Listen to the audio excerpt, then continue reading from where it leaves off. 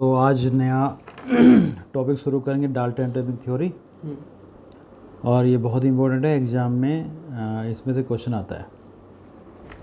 तो डाल्टन ने क्या क्या प्रपोज किया था एटम के बारे में। अब थोड़ा सा अगर हम एक्सप्लेन करें कि भाई जो एटम है वो तीन उसके फंडामेंटल पार्टिकल हैं, इलेक्ट्रॉन, प्रोटॉन एंड न्यूट्रॉन। है तो और भी ज़्यादा, पर ये थ्री मेन हैं। तो इन सब एटॉमिक थ्योरी का डेवलपमेंट करने के लिए डाल्टन ने शुरुआत की, फिर उसके बाद धीरे धीरे ये चलता गया। हालांकि बहुत सी चीज़ें आज की डेट में डाल्टन ने जो बोला था वो डिस्कार्ड हो गई हैं, उसका मॉडिफिकेशन हो गया है, लेकिन शुरुआत तो की किसी ने, डाल्टन ने की।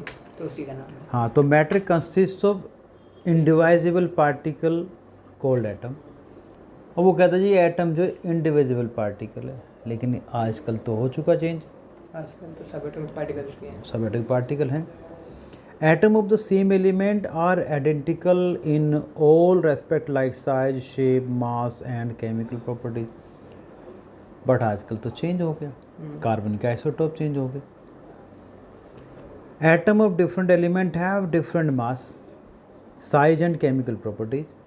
वो कहता है जी वो डिफरेंट एलिमेंट, उनके मास भी डिफरेंट होंगे, साइज भी डिफरेंट होगा, सबको डिफरेंट होंगे। बट आइसोबार डेवलप होने के बाद, आइसोबार की डिस्कवरी होने के बाद, एक होता है आइसोटॉप, एक होता है आइसोबार। आइसोबार को कनेक्ट कर दो आइसोभार से, आइसोभार है तो आइसोबार वो, लेकिन समझने के लिए लिखो आइसोबार। और भार, भार मतलब ऊपर वाला पार्ट, यानी किसी एलिमेंट की जो ऊपर वाला यूनिट होती है वो एटॉमिक नंबर होता है, सॉरी एटॉमिक मास नंबर, ठीक है। और जो नीचे लिखा जाता है वो एटॉमिक नंबर होता है। जब सेम एटॉमिक नंबर होंगे तो आइसोटॉप, और जब ऊपर वाले सेम हो जाएंगे तो आइसोबार। तो आज की डेट में कुछ एलिमेंट, दो डिफरेंट एलिमेंट का जो मास है वो सेम हो सकता है, जैसे कैल्शियम और आर्गन 40-40, ठीक। लेकिन ये कह रहे कि वो डिफरेंट एलिमेंट का डिफरेंट मास होगा, तो ये बात भी ख़राब होगी।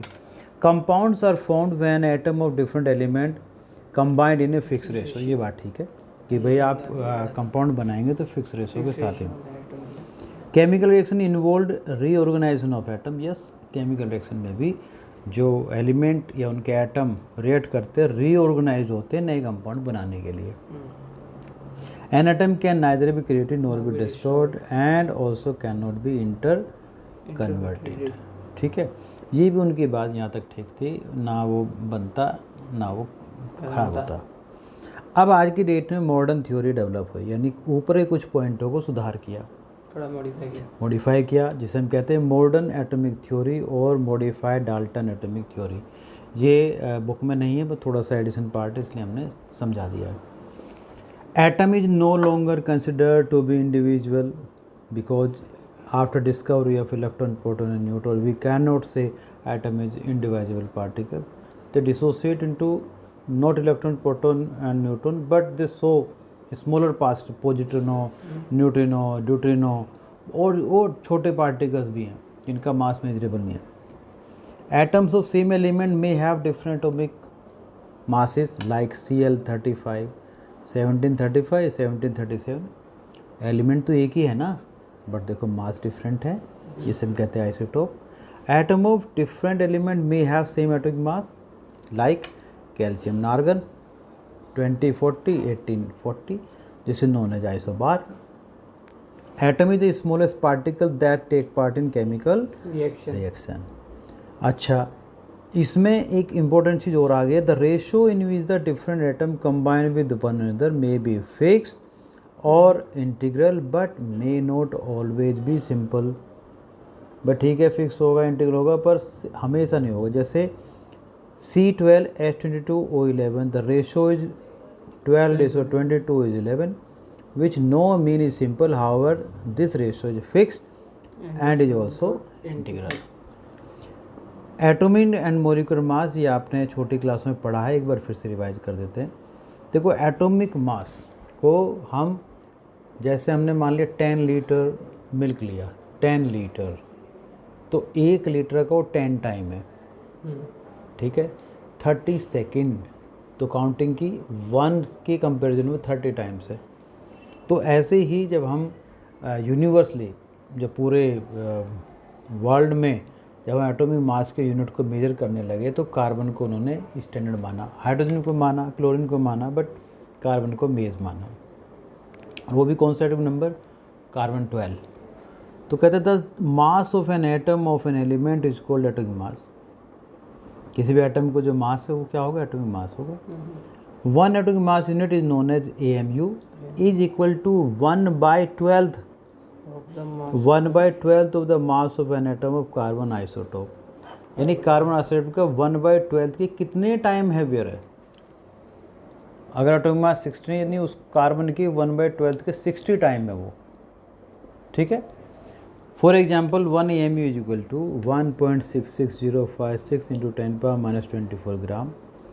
मास of hydrogen 1.736 10⁻24 gram. Thus the mass of hydrogen atom in term of AMU, जब आप इसको डिवाइड करें कितना है? 1.0078 AMU atomic mass unit. But आजकल हम AMU की जगह लिखते हैं U कहते हैं unified mass. When we use atomic mass of element in calculation we actually use average atomic mass। कई एलिमेंट के आइसोटॉप्स होते हैं तो उस केस हम क्या लेंगे? एवरेज लेंगे। अब एवरेज क्या है? When an element have 2 and more than 2 isotopes, तो उसमें क्या करें? मास तो अलग अलग होंगे तो उस केस में उनका एवरेज निकालेंगे।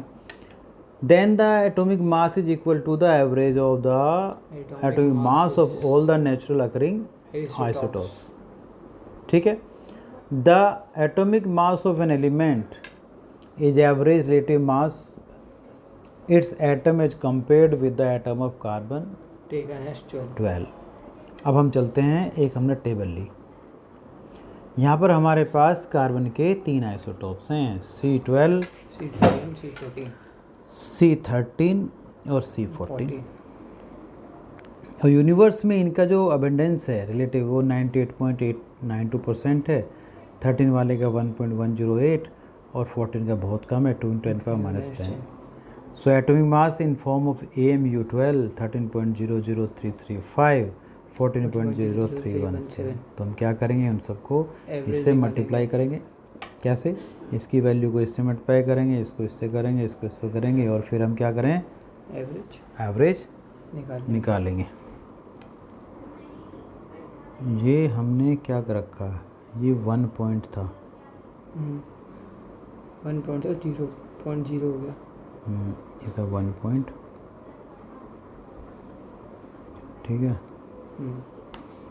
सो टोटल आया 12। अब कार्बन का कहीं पर हम एवरेज मास लेंगे 12.011 यूनिफाइड यूनिट, यानी 12 को हम करेंगे ग्राम एटॉमिक मास। जब एटॉमिक मास को आप ग्राम में रिप्रेजेंट कर देंगे उसे कहेंगे ग्राम एटॉमिक मास।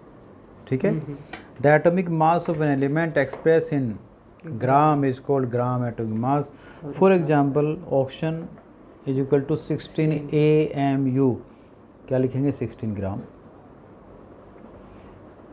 ठीक है। So atomic mass of oxygen is 16 AMU।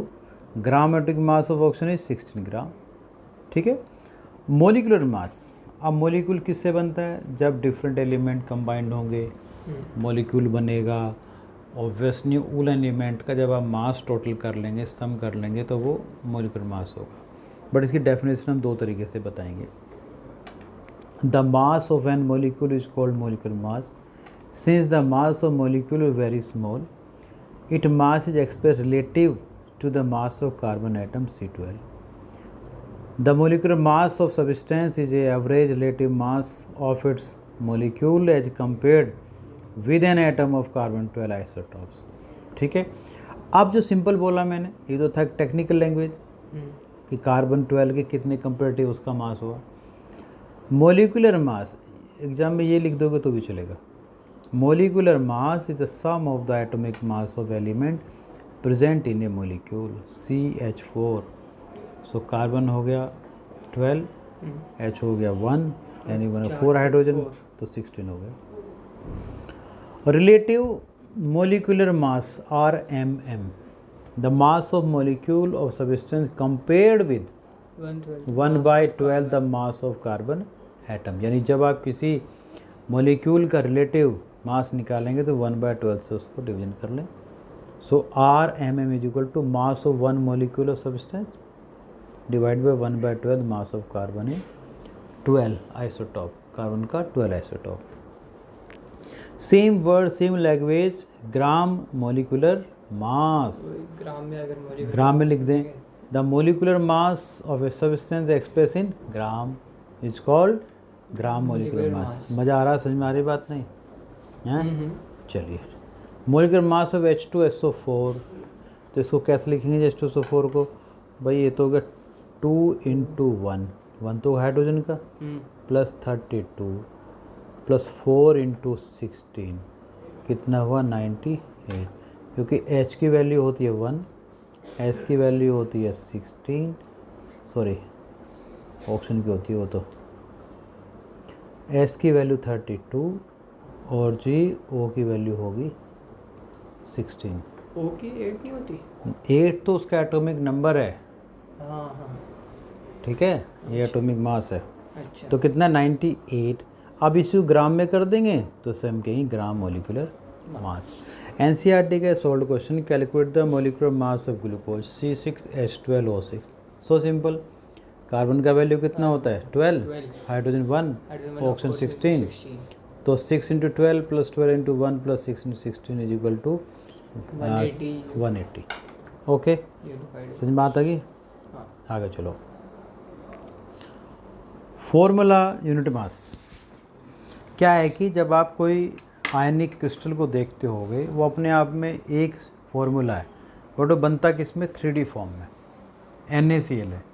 NaCl आप कहेंगे भाई सिंगल है, लेकिन जब उसकी फॉर्मेशन होती है तो वो लेयर में बनता है, क्रिस्टल की फॉर्म में बनता है। जो आयन क्रिस्टल की फॉर्म बनते हैं उनको हम फॉर्मूला मास से रिप्रेजेंट करते हैं। So the sum of the atomic mass है, मतलब वही जो मोलिकुलर मास का है, बट यहाँ क्या है, वो जो है यूनिट क्रिस्टल की फॉर्म में है। The sum of the atomic mass of all the atoms in formula unit of a substance is called formula unit mass. It is calculated in the same manner as the molecular mass, बिल्कुल जैसे ही। Some ionic compounds such as KCl, NaCl, KNO3 do not contain discrete molecules as their constituent unit. In such compound, positive and negative entities are arranged in 3-dimensional structure, यानी 3D structure में वो arrange होते हैं। कैसे भाई, ये आपने crystal की स्ट्रक्चर बनाई, तो ये आपका इस तरह से क्रिस्टल बन गया। ये छोटी छोटी यूनिट लेफ़्ट राइट ऊपर नीचे सब जुड़ती चली जाती हैं, तो एक क्रिस्टल की फॉर्मेशन बन जाएगी। इन NaCl 1 Na positive surrounded by 6 Cl, एक Na पॉजिटिव के साथ में 6 Cl जुड़े रहते हैं, एंड वाइस वर्सा, एक Cl के साथ में 6 Na, ठीक है। So the formula such as NaCl is used to calculate the formula mass instead of molecular mass as in solid state. Sodium chloride does not exist जैसे single entity, यानी NaCl कभी single entities में नहीं है, वो crystal की form में मिलती है। सो NaCl Na23 Cl35.5 58.5 यूनिट। तो इसी के साथ हम इस वीडियो में यही बनाएंगे। देखो, जो वीडियो जो बच्चे देख रहे हैं, सबको मालूम है फ्री में कुछ मिलता नहीं है। भैया आप कुछ दोगे किसी को तभी तो मिलेंगी। अगर आप किसी ज्योतिषी के पास जा रहे हो तो पैसा दोगे जब तो आपका फ्यूचर बताएगा। आपके मंदिर में जाते वो चढ़ा के आते हैं, ठीक है। तो ध्यान रखिए, जब भी कहीं किसी से आप कोई चीज़ सीख रहे हैं, अब आप आए, ट्यूशन पढ़ा, फीस दी, तभी तो समझ में आ रही बात। नहीं तो दुनिया भर के यूट्यूब पे बहुत सारे लेक्चर हैं, लेकिन हम भी डाल रहे हैं। तो हम किन के लिए डाल रहे हैं? जो अभी ट्यूशन नहीं पढ़ पा रहे हैं, वीडियो देख रहे हैं, तो उनकी फ़ीस क्या होनी चाहिए कि भाई वो लाइक कर दें, शेयर कर दें और सब्सक्राइब कर दें। तो यही हमारी फ़ीस है। तो जो इस वीडियो को देख रहे हैं वो हमें लाइक ज़रूर करें वो लाइक ही आपकी फ़ीस हो गई, वो शेयर ही आपकी फ़ीस होगी। अगर वीडियो अच्छी लगती है तो ठीक है, सब्सक्राइब करो, ऐसी वीडियो आपको मिल जाएंगी। अगर नहीं अच्छी लगती तो मत करो, मर्जी है आपकी।